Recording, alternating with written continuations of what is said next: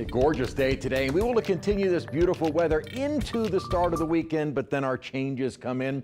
We had on satellite, not a cloud in sight. Beautiful day today. Gorgeous out over downtown and elsewhere. Temperatures were a little warmer during the day, but with the low humidity, it still feels pretty comfortable. I'll tell you what, even as temperatures get into the mid upper 70s in the shade with the low humidity, it still has a little bit of a cool feel. Winds out of the west-northwest, 12 miles an hour. Today's high right at average, and morning lows were in the 50s in the metro area, but boy, you get away from the city. 44 down at Belle Chase, 42 was the morning low at Slidell, and just across the state line, Macomb was almost at freezing. We can still get chilly even into early April. We're milder now in the 70s on both sides of the lake, but another day and night of low humid air and less wind, clear skies. Temperatures will be getting cold once again. We will, though, during the day tomorrow and more so later into the weekend, start to feel the humidity coming back. We're going to lose that northerly wind, and we'll start to see more of an onshore wind kind of gradually increasing the humidity.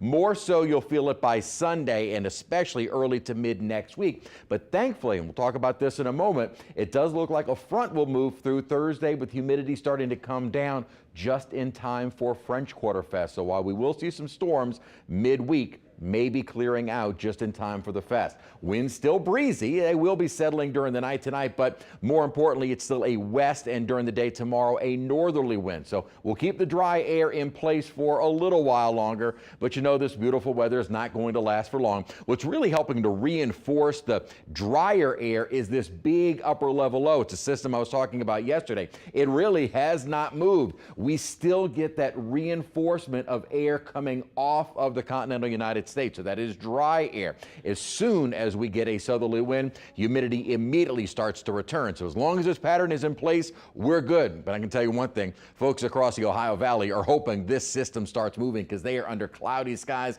and kind of a cold rain with some snow mixed in. Eventually this system will be moving off the East Coast, and eventually we'll start to see some pattern changes out to our west. We'll start with a little bit of passing cloud cover at times during the day Saturday. I still think Saturday we'll see mostly sunny skies, but here comes that onshore wind into the weekend and a little bit more of a humid feel to the day on Sunday. We're going to be watching a front approaching the area for early next week, but that front is going to stall. Really doesn't see any kind of movement or any kind of a frontal passage until probably late Wednesday, early Thursday, and this is stopping on Sunday. So cloudiness will be increasing as we head into early next week. More humid by Sunday, and unfortunately still looking at our cloudy skies, or at least mostly cloudy skies for the eclipse, with those storm chances moving in by midweek. So here's what the models are looking like right now. Maybe a little bit of clearing up to our north, but both the Euro and GFS for southeast Louisiana, southern Mississippi during the eclipse, looking at more cloudiness and kind of looking at the entire path of totality.